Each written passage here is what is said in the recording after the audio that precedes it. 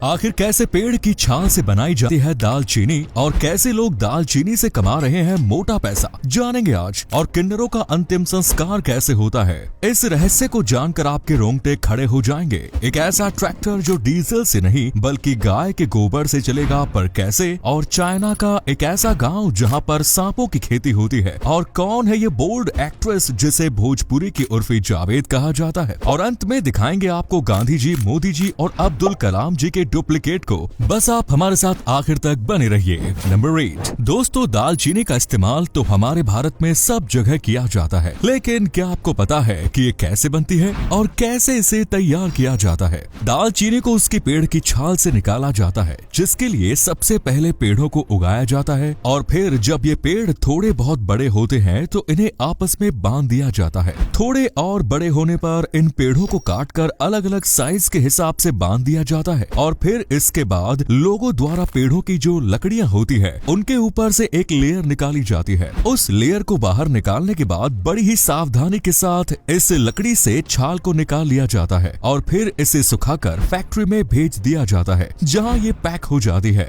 और इस तरह से दालचीनी बनकर तैयार हो जाती है। आपको बता दें कि दालचीनी की खेती हमारे भारत के साउथ और श्रीलंका में होती है, जिसे बेचकर किसान अच्छी कमाई कर रहे हैं। नंबर 7 आम आदमी के अंतिम संस्कार के बारे में हम सभी जानते हैं, पर क्या आपको पता है कि किन्नरों का अंतिम संस्कार कैसे होता है? अगर नहीं तो चलिए आज हम आपको दिखाते हैं। दोस्तों, किन्नरों का अंतिम संस्कार बहुत ही गुपचुप तरीके से होता है। किन्नरों का अंतिम संस्कार आधी रात के समय होता है, और जब किसी किन्नर की मौत होती है तो दूसरे किन्नर जश्न मनाते हैं कि उसे किन्नर के नर्क जैसे जीवन से छुटकारा मिल गया। इसके बाद शव को चप्पल और जूतों से भी पीटा जाता है, और फिर शव को लेके जाकर दफना दिया जाता है। नंबर 6 आपने आज तक गेहूं, मक्का, धान, गन्ना या फिर सब्जियों की खेती के बारे में तो सुना ही होगा, पर क्या आपने कभी सांपों की खेती के बारे में सुना है? जी हाँ, आपको जानकर हैरानी होगी कि चीन के ज़िज़िकियाओ विलेज में इस तरह की खेती की जाती है। इस गाँव में लगभग सभी लोग सांपों की खेती करते हैं, इसीलिए इस गाँव को सांपों की खेती के लिए जाना जाता है, और यहाँ पर हर प्रजाति के सांप देखने को मिलते हैं। सांपों की खेती करके ये अच्छा खासा मुनाफा भी कमा रहे हैं, क्योंकि ये लोग सांपों के अलग अलग अंगों को मार्केट में बेचकर तो पैसे कमाते ही हैं, बल्कि उसके जहर को बेचकर भी अच्छी कमाई करते हैं, क्योंकि सांपों से बनी चीजों और सांप के मांस की चीन में बहुत ज्यादा डिमांड है। नंबर 5 एक ऐसा ट्रैक्टर जो पेट्रोल और डीजल से नहीं बल्कि गाय के गोबर से चलेगा। इस ट्रैक्टर के आविष्कार से बहुत बड़ा बदलाव आने वाला है। ब्रिटेन की एक कंपनी ने दावा किया है कि उन्होंने इस तरह का ट्रैक्टर बनाकर तैयार कर लिया है जो गोबर से चलेगा। कंपनी के मुताबिक डीजल की जगह ये ट्रैक्टर बायोमेथीन पर काम करेगा, और गाय के गोबर से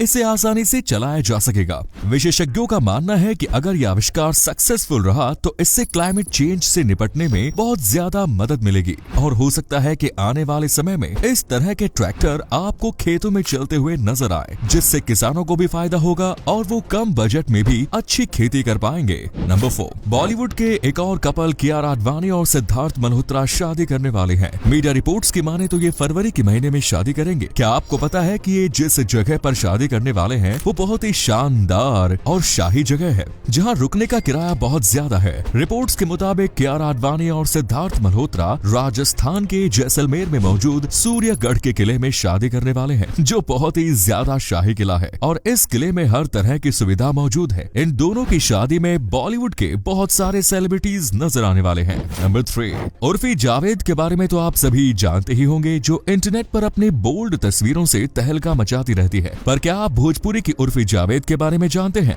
भोजपुरी इंडस्ट्री की श्वेता शर्मा को भोजपुरी की उर्फी जावेद कहा जाता है, क्योंकि अपने बोल्ड अंदाज के लिए जानी जाती है, और इंटरनेट पर अक्सर ही ऐसी तस्वीरें शेयर करती रहती है जिससे लोग इनके दीवाने हो जाते हैं। इनकी बोल्ड तस्वीरों की वजह से इनके सोशल मीडिया पर बहुत ज्यादा फॉलोअर्स हैं, और काफी कम समय में इन्होंने लोगों को अपनी ओर अट्रैक्ट करने में कामयाबी हासिल भी की है, और आज इन्हें भोजपुरी की उर्फी जावेद के नाम से जाना जाता है। नंबर 2 फिल्मों में आपने एक शख्स के कई डुप्लीकेट देखे होंगे, पर चलिए आज आपको असलियत में पॉपुलर लोगों के डुप्लीकेट दिखाते हैं। सबसे पहले देखिए, ये है हमारे प्रधानमंत्री नरेंद्र मोदी जी के डुप्लीकेट, जो काफी हद तक उनसे मिलते जुलते हैं। इसके बाद गांधी जी के डुप्लीकेट को देखिए, जिन्हें देखकर मुझे तो भाई हंसी आ रही है। वैसे बाबा रामदेव की डुप्लीकेट भी किसी से कम नहीं है। भारत के मिसाइल मैन कहे जाने वाले अब्दुल कलाम साहब साहब की डुप्लीकेट की भी तस्वीरें इंटरनेट पर खूब वायरल हुई थी, जिन्हें आप अपने स्क्रीन पर देख सकते हैं। चलिए अंत में देखते हैं बाल ठाकरे के डुप्लीकेट को, जिसने लुक भी उनकी तरह ही बना रखा है।